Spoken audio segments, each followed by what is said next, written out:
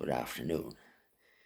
My name is Sir Algernon Cruttenden III, and I spent my professional career mostly started off as a circuit judge. I was a barrister before that. Circuit judge, and I joined the Court of Appeal, and I served there for many years. So I know a thing or two about justice, if I may say so. I remember Denning, and I think he was right. When you consider the justice system in Great Britain, it does a bloody good job, very good job, under sometimes very difficult circumstances, a lot of political pressure in certain instances, and we mostly get it right. But to err is human, and to forgive is divine, and when we get it wrong, which is a very, very, very, very, very, very rare occasion, I think it's best, as old Denners, as I called him, Denning, as old Denners said, it's best to keep quiet about it and brush it under the carpet for the good of all, for the greater good. It's no good at all if the general public loses faith in the judiciary or our wonderful justice system, or indeed the police, a very fine body of men, and some women, I believe now.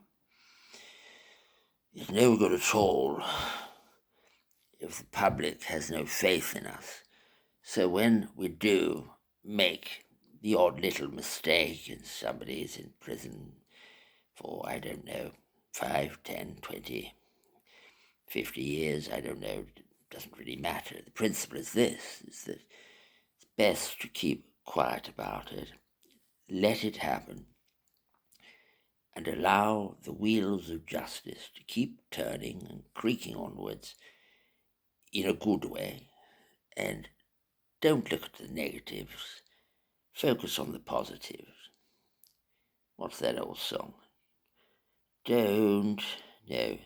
Accentuate the positive, eliminate the negative, and don't mess with Mr. In-Between. I'm showing my age now. Anyway, as a retired judge, I took an interest in the Lucy Letby case, and I know old Goss, go to the same club. I'm a little bit older than him, of course. We were at the same public school. He was my fag, as it happens. Oh, yes, we had some interesting times. Bit of the old tossing in a blanket, roasting him over a fire. Flashman didn't have anything on me. And then later, when Goss was made judge, I vouched for him, because he's a very, very safe pair of hands if you want to get a job done, put it that way. And I know him socially through the parties that we used to attend at Dolphin Square. I know Dolphin Square has come up in the news a few times for some insalubrious events that were supposed to have happened there, but I always considered it to be the soul of moral rectitude, with an emphasis on the rectitude bit.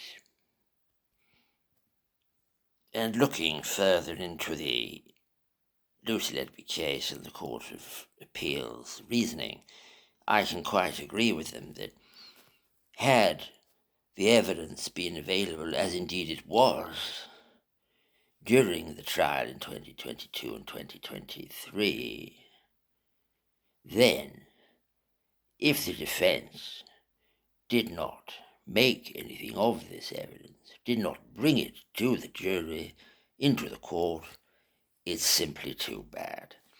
You get that one chance, and if your defense barrister fails you, well, then you've got to pay the price. And I know some people may say that the prosecution has bottomless pockets. This is the power of the state, essentially, and the defense is limited. But, well, what can you do? Are you suggesting that Miss Letby's defence should have been given 9 or 10 or 15 million pounds and, all the experts you can shake a stick at? I mean, for goodness sake, she did have the plumber, and she had another chap that Myers refused to call, which was a rather strange move, an interesting strategy, not one that I would have personally pursued when I was defense counsel myself many, many years ago. I remember when I was actually first called to the bar. I think it was 1952, I think it was. I was called to the bar. There was the sound of a bell, you see, and I went up to the bar and I said, 2 pints of lager, a packet of crisps, please. No, it would have been sherry, obviously. A port and lemon and some sherry and a pickled egg. I've always been partial to a pickled egg, but back to the case, as it were. If you don't avail yourself of readily available evidence as a defense counsel, well, it's hard cheese, basically. It's like reminds me of when I was at Eton. You'd get young boys or people of lower character getting into the school and moaning if something didn't go their way. They couldn't take it on the chin. So in this instance, we've got a similar situation where, Lucy Letby and the family, even though, well, if she's innocent, it's not the point. It's not the point about being innocent. You lost. It's a trial of wit and performance, really, is what a trial is.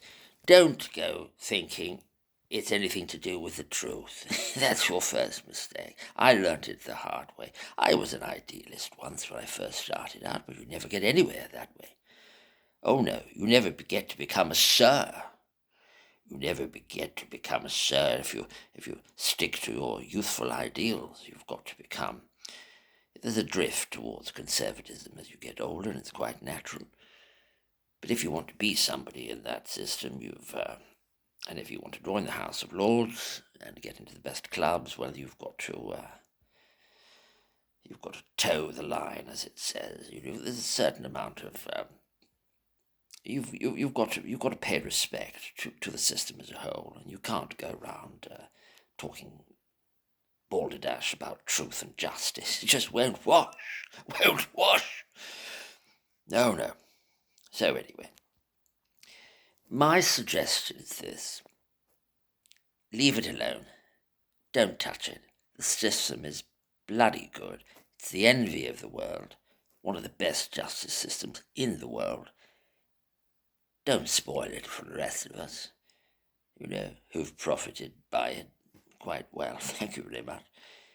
Don't spoil the view of the rest of the world of our system, because it's doing it down, and I don't like to see that.